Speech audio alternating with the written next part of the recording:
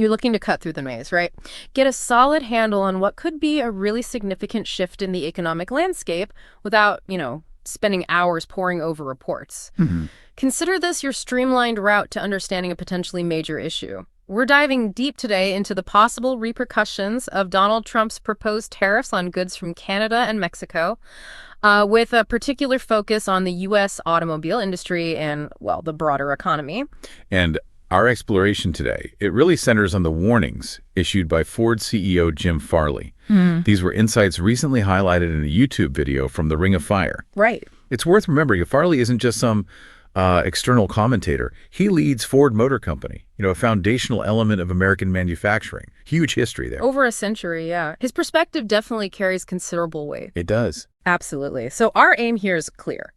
We want to dissect the core of Farley's concerns, lay out the potential chain of events he's anticipating, and really understand the fundamental reasons behind his warnings. Okay, let's unpack this. What's the central worry that Farley has raised? Well, the primary concern he articulated is quite stark, actually. Farley suggests that the proposed tariffs targeting goods from Canada and Mexico could, and this is his word, completely cripple the U.S. automobile industry. Cripple. That's strong. It is. This isn't a prediction of like a minor downturn. He's talking about a fundamental destabilization of the entire sector. And he gets quite specific about what that crippling effect would look like, doesn't he? It's not just production lines slowing down. Exactly. Farley points to several key potential consequences. First and foremost is the prospect of massive unemployment within the auto industry itself. Wow. Yeah, when you consider the vast network of jobs tied to making vehicles, the assembly plants, sure, but also all the parts suppliers, the dealerships, a shockwave like this could lead to just widespread job losses. And beyond the impact on jobs, he also touches on something that would hit the everyday consumer, like right in the pocketbook. Yes, he warns of significant price increases for automobiles. A tariff, fundamentally, it functions as a tax on imported goods. Okay. And given how deeply integrated the automotive supply chain is across North America, parts cross borders multiple times, these added costs from tariffs would almost certainly be passed on to consumers, making new cars more expensive. Which in turn leads to another big concern. Farley raises one that has much broader implications for society, really. He suggests that these increased prices could result in millions of people suddenly becoming priced out of automobile ownership altogether. Millions. And in a country like the U.S., where having a car is often essential for getting to work, accessing services, just daily life, this would create significant hardship for a lot of people. Yeah, it's easy to see how that inability to afford a car could then create further strains across the economy, much like the video analysis suggests. If people can't afford vehicles, how does that ripple outward? Well, the video rightly emphasizes these broader economic consequences. If a significant chunk of the population can no longer afford to buy or maybe even maintain their vehicles, it directly impacts their ability to get to work, right? Affecting overall productivity. And furthermore, as the video points out, businesses that rely on a healthy auto ecosystem, think repair shops, parts retailers, related services, they'd likely see a big drop in demand too. Okay, here's where it gets really interesting. Farley even references the current political climate, noting his observations about the early stages of what the video calls Trump's second term. Yes, he did. During the Wolf Research Investment Conference, he made a rather direct statement. He said, so far, we've only seen a lot of cost and a lot of chaos from Trump in his second term. A lot of cost and a lot of chaos, and it's only been 3 weeks. Cost and chaos. Wow, that sets the context for his specific worries about these tariffs then. It certainly does. And the key figure that keeps being mentioned, the number at the heart of this concern, is 25%. What makes that particular tariff level so, significant? A 25% tariff on goods moving between the U.S., Canada, and Mexico, that represents a substantial increase in cost. It's huge. The modern auto industry operates with these incredibly optimized, interconnected supply chains. Right. Components, even whole vehicles, often cross these borders multiple times during manufacturing.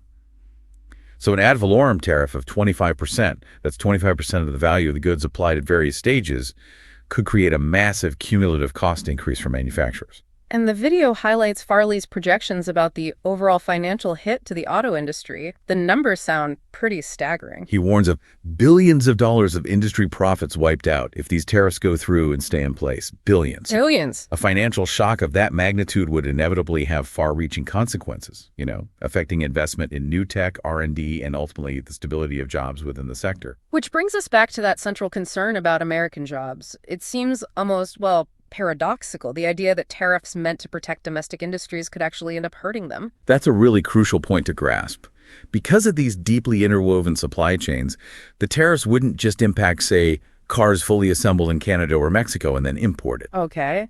They'd also hit the numerous components and parts that cross borders back and forth before a final vehicle rolls off an American assembly line.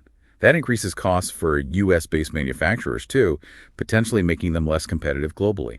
Farley isn't just focused on the immediate economic pain, though. He paints a pretty concerning picture of the potential long-term consequences. Yeah, his long-term outlook is quite sobering. He states that a 25% tariff across the Mexico and Canada borders would blow a hole in the U.S. industry that we've never seen, suggesting fundamental, maybe even irreversible damage. And he raises a somewhat uncomfortable point about who might actually benefit if the U.S. auto industry gets weakened by this. Precisely. Farley argues that such tariffs could give a significant advantage, a free rein, he called it, to foreign competitors. He specifically mentioned companies based in South Korea, Japan, and Europe. Why them specifically? Because they import a substantial volume of vehicles into the U.S. without facing these potential new tariff barriers between the U.S., Canada, and Mexico. The video mentions this could be somewhere between 1.5 and 2 million vehicles annually. Wow, so while American manufacturers are grappling with higher costs. Exactly. Their international rivals could gain a considerable competitive edge right here in the U.S. market. Now, the video does make an interesting observation, pointing out a potential self-serving angle to Farley's warnings. It's a valid point to consider, isn't it? Ford definitely has skin in the game. Oh, absolutely. It's important to acknowledge that the CEO of any large corporation will naturally be concerned about policies that could negatively impact their company's bottom line. That's just reality. Sure. However, the video also underscores that Farley's concerns seem to extend beyond just Ford's profits. He appears genuinely worried about the broader economic health of the country and, the livelihoods of potentially millions of workers and their communities. He really emphasizes that potential impact on communities, evoking that image of the struggling factory town. Yes. He touches on the devastating societal consequences that widespread layoffs can have, especially in regions where manufacturing is the backbone of the local economy. By referencing that historical trope of once thriving factory towns falling into decline, he's highlighting that these risks aren't just theoretical. We've seen this happen before.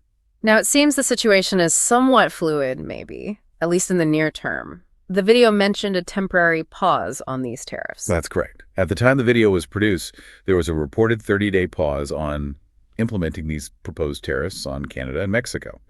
This suggests, a degree of uncertainty, maybe some negotiation, possibly shifts in policy direction. But his comments in that pre-Super Bowl interview didn't exactly suggest this issue was off the table, did they? It sounds like this is still very much a live possibility. No, not at all.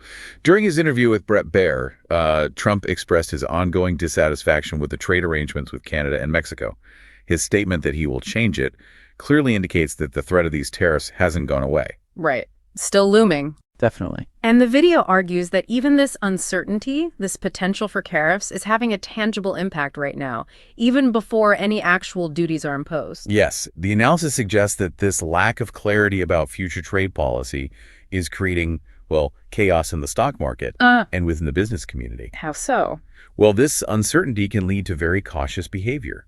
Companies might implement hiring freezes, delay big investment decisions. Basically, they hit pause while trying to figure out what might happen to their supply chains and costs. Makes sense. Businesses hate uncertainty. They really do.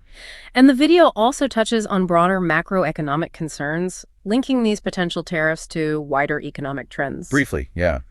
The analysis in the video raises concerns about the ongoing issue of rising inflation and increasing consumer prices. It suggests that policies like these proposed tariffs could actually make those trends worse by adding to the cost of goods. So, to kind of wrap this section up, it sounds like the head of one of America's largest, most established automakers is raising some very, very serious alarms about potential widespread damage to the U.S. auto industry and really the broader economy if these proposed tariffs on Canada and Mexico actually happen. That's the absolute core message, yes. Jim Farley, Ford's CEO, has laid out significant concerns. Substantial job losses in the auto sector, big price hikes for vehicles making them unaffordable for many, and a scenario where international competitors gain a major advantage at the expense of domestic manufacturers.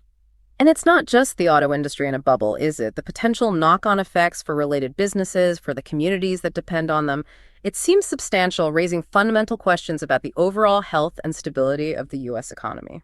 Absolutely. The deeply integrated nature of the North American automotive supply chain means these tariffs wouldn't exist in a vacuum.